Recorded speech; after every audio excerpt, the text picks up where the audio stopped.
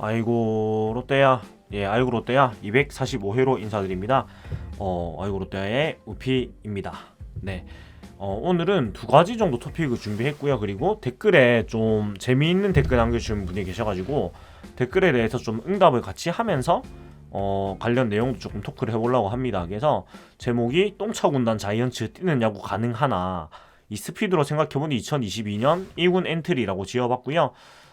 사실 지금 그 타선에 특히 야수 부분에 구멍이 많아가지고 주전 라인업을 정확히 생각하기 좀 어렵긴 합니다만, 현 상황에서 그래도 가장 앞서 나가는 선수들에 대해서 좀 엔트리를 한번 정리해보고 투수까지 한번 정리를 해보고, 과연 이 스피드적인 부분에서 사실 김평호 코치, 전준호 코치 영입하면서 좀 뛰는 야구를 천명했는데, 과연 우리 팀이 이 똥차, 소위 이제 느림보 선수들이 많은데 이 뛰는 야구가 가능한지에 대해서 한번 생각을 한번 해보려고 하고요. 그 관련된 기사도 좀 전달을 해드리려고 합니다. 그리고 그 다음 기사는 이제 철저한 준비 나선다, 롯데 외국인 지도자 조기 입국인데, 우리 팀이 뭐 서튼 감독을 필두로 다양한 외국인 코칭 스태프들이 많이 있는데, 이 외국인 코칭 스태프들이 사실은 스프링 캠프 전에 미리 입국을 해가지고 좀 훈련을 이미 도와주려고 계획을 짜고 있어가지고 사실 굉장히 고마운 일이거든요. 이게 1월은 비활동 기간이기 때문에 돈을 안 줍니다. 그럼에도 불구하고 우리 팀이고 우리 선수들이기 때문에 책임감을 가지고 이렇게 들어와가지고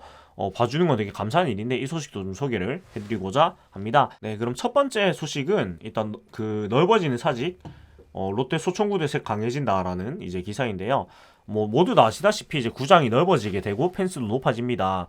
일단은 홈플레이트를 2.884m 정도 땡기면서 중앙 담장까지 거리가 122m가 되고, 담장은 기존의 4.8m에서 6m까지 높이게 되는데, 그래서 거의 이제 센터를 넘어가려면 130m를 넘어가야 된다는 얘기가 나올 정도로 굉장히 가장 작은 구장에서 중간 이상의 구장으로 이제 크게 되었습니다. 그리고 그래도 구장이 특히 좌우 담장은 95m로 굉장히 짧은 건 똑같기 때문에 결국은 펜스에 맞고 나오는 타구가 많아질 수밖에 없는 상황인데, 그렇다 보니까 이제 넘어가는 타구보다는 펜스 맞고 흘러나오는 2루타는 3루타, 그런 타구들을 많이 만들어야 되는 상황이 된 걸로 우리가 볼 수 있습니다. 사실 2021 시즌에도 롯데 자이언츠는 소총부대 색깔이 강했는데 팀 타율이 7푼 8리, 팀 타율 1위였습니다. 놀랍게도 팀 타율 1위였는데 홈런은 107개로 6위에 불과했습니다. 이런 상황이고, 사실은 그 홈런 마진에서 홈에서 손해를 더 많이 보다 보니까 이렇게 구장을 넓히고 키워가지고 홈런에 손해를 덜 보자, 그런 결정을 하게 된 것 같은데, 일단 지난 2022년에 그 두 자릿수 홈런을 기록한 타자 딱 4명이에요. 이대호 19개, 한동희 17개, 정훈 14개, 안치홍 10개, 이렇게 이제 이어지고 있는데, 전준우 선수가 이제 굉장히 장타력을 발휘하다가 지난 시즌에 이제 7개에 그치긴 했지만, 사실은 팀이 전반적으로 그 로이스터 시대에 이끌어오던 장타자들이 다 팀을 떠나면서 홈런을 생산하는 타자가 많이 줄어들기도 했고요. 근데 전준우 선수는 좀 다르게 봐야 되는 게, 홈런은 줄었지만 사실 장타는 죽진 않았거든요. 왜냐면 위루타 생산을 많이 하기 때문에. 그래서 사실은 홈런 개수에 집착하는 것보다 결국은 타격 생산성, 그러니까 2루타, 3루타 장타를 많이 생산하면 되는 거기 때문에 전준우 선수의 홈런이 떨어졌다 이런 거는 크게 막 우려하진 않아도 된다고 생각을 합니다. 그리고 손합수 선수가 이적을 하면서 피터스 선수가 들어오게 됐는데, 사실 피터스 선수가 장타력 한계는 확실한 선수예요. 메이저리그 지난 시즌에 70경기 13개의 홈런을 쳤고, 마이너에서는 5시즌에서 96홈런, 한 시즌 29개 쳤을 정도로 홈런은 굉장히 장타에는 자신 있는 선수고, 메이저리그에서 친 13개의 홈런 평균 비율로 127m라고 합니다. 그래서 파워는 확실한 선수인데, 이 선수는 결국 그 국내 투수들의 그런 제구나 유인구에 과연 흔들리지 않고 자기 스윙을 할 수 있느냐 문제고, 피터스 선수는 타율이 높긴 힘들 거예요. 하지만 이제 OPS형 타자, 그러니까 괜찮은 출루율과 높은 장타율로 낮은 타율을 커버하는 그런 타자가 돼야 되겠지요. 그래서 그럼에도 불구하고 사실 장타를 칠 선수가 많은 것도 아니고, 앞에 얘기했던 이대호, 한동희, 정훈, 안치홍 선수가 홈런이 느는 쪽보다는 주는 쪽에 가까울 수밖에 없을 거예요. 사실 저는 개인적으로 한동희 선수는 더 늘 거라고 생각하지만, 나머지 선수들은 홈런이 더 늘어나지 못할 것 같거든요. 그래서 그렇다면은 이제 공격적인 주루를 통해 가지고 한 베이스 더 가는 러닝을 해야 돼요. 그것이 이제 2루타, 3루타를 생산하는 타격이 될 수도 있겠지만, 안타를 치고 나가도 이제 다음 넥스트 플레이에서 한 베이스 더 가는 베이스 러닝, 그리고 상대 투수와 상대 배터리의 그런 쿠세, 그러니까 습관을 읽어가지고 허점을 파고드는 그런 주루 플레이들이 필요한 상황이 되었고, 그 역할에 이제 도움을 줄 수 있는 코칭 스텝이 김평호 코치, 전준우 코치 이렇게 되겠습니다. 그래서 뭐 지난 92년 우승 때 남도호성이라 불리는 그 콘택트가 좋은 선수들과 스피드가 빠른 선수를 앞세워가지고 이제 우승을 하게 되었었는데, 이 팀은 사실은 원래 소총부대지요. 그래서 이런 칼날을 좀 다시 30년 만에 물려받아가지고 우리 팀이 바뀐 사직구장 상황에 맞는 이런 소통부대 기동력 야구를 할 수 있을지에 대한 기사였는데요. 사실 이거에 대해서 그 세인트 통파님이 긴 댓글을 남겨주셨어요. 그래서 이거를 조금 보여드리면 소개를 해드릴 텐데, 유튜브에 세인트 통파님이 뭐 댓글을 많이 남겨주셨는데요. 그 마지막 댓글에 대해서 제가 말로 설명드리는 게 더 나을 것 같아가지고 굳이 댓글을 안 달았습니다. 그래서 마지막 댓글에 대한 답변을 제가 드릴 텐데, 마지막 댓글 소개해드리겠습니다. 아이고 롯데야입니다. 소유가 41살 대호가 작년만큼 쳐도 다행이고 땅볼 아웃 만만찮게 많았고 동의는 허문회 때 좀 치다가 서튼 올라오고 2달 전에 2할도 못 쳤어요. 마지막 40일 남기고 사격 끌어올려서 그나마 2할 오픈 때 이런 기복이 심한 방망이로는 성장 못합니다. 김평호 주루 코치가 작전 야구 가능합니까? 1992년 소총부대로 우승할 때 전준호, 김은국, 홍문종, 이종훈 등등, 뭐 홍문종 선수는 이때는 이제 주축은 아니었고 아마 은퇴를 이때는 했던 걸로 알고 있는데, 아무튼 빠른 수가 많았던 건 똑같으니까요. 전부 잘 뛰어서 뛰는 야구 했고, 심지어 4번 김민호도 빨랐어요. 자갈치 김민호 선수도 빨랐죠. 지금은 한번 보세요. 뛰는 야구, 작전 야구 가능한지 큰 안 보이는 아킬레스 건입니다 라고 내주셨는데, 일단은 굉장히 정성스럽고 전문적인 댓글 감사드리고요. 사실은 92년도 그렇고 95년도 그렇고 특히 95년 준우승은 정말 기동력을 앞세워가지고 준우승까지 했던 시즌인데, 물론 이제 그 세인트 통파님이 말씀드린 것처럼 이때만큼 팀에 빠른 선수가 많이 있진 않고 사실은 느린 선수나 보통 주력인 선수도 많긴 해요. 그래서 제 나름대로 그 현재 상황에서 1군 28인 엔트리를 한번 짜봤거든요. 그래서 야수 16명, 투수 12명으로 제가 한번 정리를 해봤는데, 지금은 사실은 변수가 많기 때문에 그냥 가볍게 한번 들어주시면 좋을 것 같아요. 그래서 제 나름대로 정리해본 거는 대충 이런데요.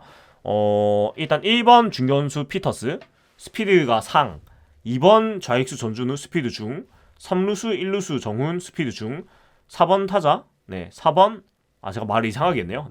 4번 타자 3루수 한동희 스피드 하, 5번 타자 2루수 안치홍 스피드 중, 6번 타자 지명타자 에리오 스피드 하, 7번 타자 우익수 추재현 스피드 중, 8번 타자 포수 지시환 스피드 중이 아니고 하에 가깝겠네요. 그리고 9번 김민수 유격수 스피드 중, 이 정도로 일단 꼽아봤고요. 그러니까 피서스, 전준우, 정훈, 한동희, 안치홍, 이대호, 추재현, 지시환, 김민수. 현재 상황에서 일단은 선발 라인업을 이 정도로 제가 짜봤고, 그 다음에 백업은 일단 안중열 선수 포수 백업 안중열 스피드 중, 내야 백업 배성근 선수 스피드 상, 나승엽 스피드 중, 그리고 내야 백업 한 명이 더 들어갈 건데 나머지 한 명은 누가 될지 솔직히 아직 예상을 못 하겠습니다. 그래서 남겨두고, 외야 백업은 신용수 스피드 상, 김재우 스피드 상, 그리고 마지막 한 자리는 장두성 선수가 일단 유력한 것 같아 스피드 상 이렇게 넣어놨는데, 이렇게 짜놓고 보면은 선발 라인업 중에는 스피드가 빠르다고 생각할 만한 선수는 사실 피터스 선수 정도밖에 없어요. 그래서 여기서 우리가 생각해야 될 거는, 근데 백업에서는 뭐 배성근 선수라든가 특히 외야수 백업들은 다 스피드가 빠른 선수예요. 신용수, 김재우, 장두성. 그래서 댓글에 세인트 통파님 말씀하신 것처럼 그 스타팅으로 나오는 선수들이 굉장히 빠른 선수는 사실 별로 없는 상황입니다. 그게 맞는데 그런데도 불구하고 제가 이제 얘기를 하는 거는 한 베이스 더 가는 베이스 러닝을 해야 된다고 생각을 하거든요. 그러니까 발이 느린 거를 사실은 어떻게 할 수는 없어요. 어떻겠어요, 발이 느리게 태어난 것을 갖다가. 근데 이제 발이 느리다면은 그 1루에 출루를 한 다음에 상대 투수의 그런 습관 같은 거나 아니면 배터리의 습관, 그 다음에 상대 수비의 허점, 그런 것들을 이제 스프링 캠프 동안 열심히 공부를 해가지고 그런 것들을 파고들고, 그 다음에 뒤에 후속타가 나왔을 때 상대방의 패스 플레이를 보고 이것이 매끄럽게 이어지는지 안 이어지는지 이런 것들을 열심히 탐구를 해가지고 느린 발이지만 2루에 갈 거를 3루로 갈 수 있는 그런 주루 플레이를 하는 게 필요한 것 같아요. 그러니까 원베이스를 더 가는 거는 사실은 절대적인 스피드의 측면도 있지만 결국은 리드하고 스타트의 측면이라고 보거든요. 도로도 똑같지만. 그러니까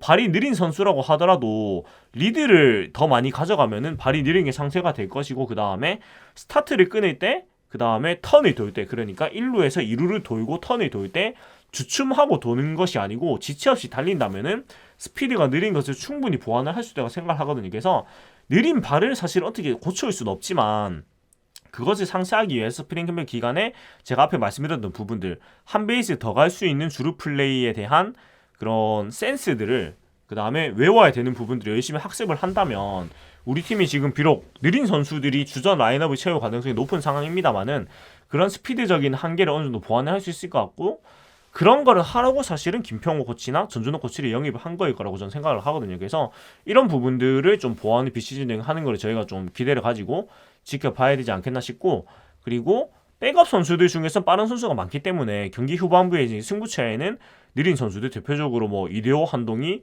지시한 선수 같은 정말 똥차 선수들이 있거든요. 이런 선수들을 대주자로 바꿔줘가지고 승부처에는 정말 빠른 주루를 가져가는 방법도 필요하지 않나 싶습니다. 그래서 그 정도로 그 소총부대 그 뛰는 야구 이런 것들은 구현을 해야 되지 않을까라고 생각이 됩니다.